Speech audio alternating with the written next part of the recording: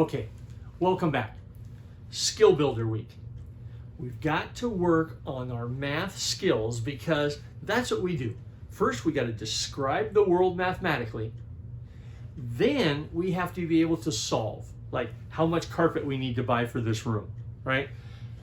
How much sheetrock did it take for this wall? We actually need to solve for specific circumstances. And the skills that we use to solve for those variables is here, okay? So the last month we've been describing what makes a square a square. What makes a rectangle a rectangle. We've been working on slope. Now we need an actual equation to describe that, okay? So just pick two numbers from the air, 7 and 2. Let's say we have a line with slope up 7 over 2. Kind of steep, huh? We could actually draw that. 1, 2, 1, 2, 3, 4, 5, 6, 7. Starting here, go here. Kind of a steep line. But we need this equation such that it goes through a certain place, a certain point, like Shadle Park High School, right? Ash and Wellesley, a point. Okay, so a point on the line. We'll pick two other numbers. So let's go 8 and 1. Okay, 8 comma 1. That's x comma y. This week, I want you to practice substitute, replace, solve. When we rewrite the equation, we're going to substitute in new values. So as I rewrite it, I replace them. Let's do that. Y, that's the equation, that's our variable. Y1, that is a point on the line. 1 equals M. M stands for the slope, the rise over the run. In this case, 7 over 2. Notice, I'm substituting in these values.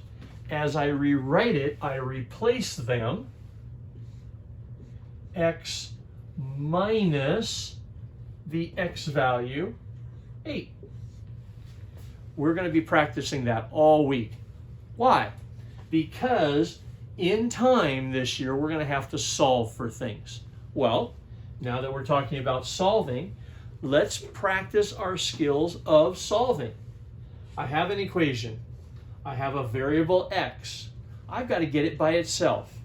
Now, all of you have practiced building this little fence and balancing the equation, okay? Whatever, picture me as the equal sign. Whatever I do here, I have to do here. You have to keep it balanced. So, in order to get rid of a -6, what's the opposite of negative? +6, +6.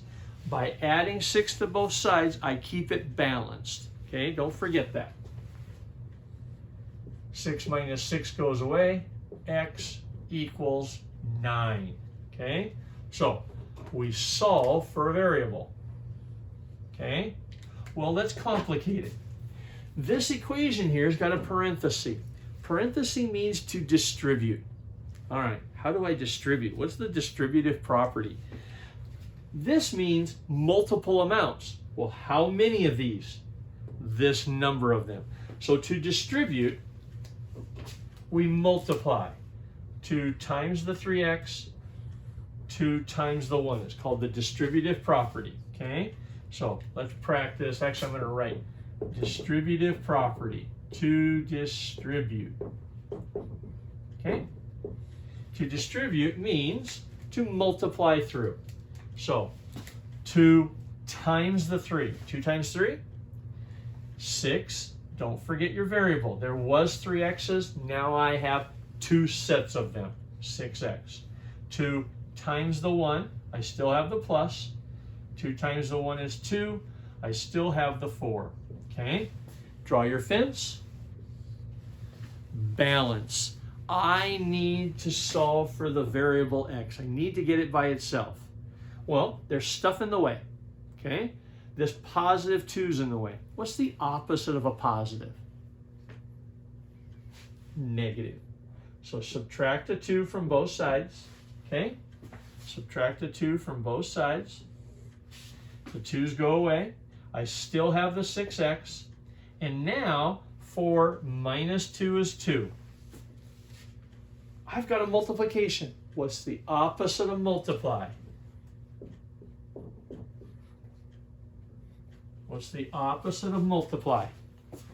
How do you undo a multiplication? Divide. When we do that, 6 divided by 6 is 1, leaving us with x equals 2 over 6, or 1/3. Okay? Now, we're all at different skill levels. Okay? I'm expecting some of you to need to come see me in access time, but this is the type of work we're doing all week. Substitute, replace, solve, so that we can get a relationship, an equation that describes a line. But later in the year, when we have to actually solve and get an answer to a specific math problem, we're going to need these skills. So, let me know how to help you. That's our skill building week. Thank you.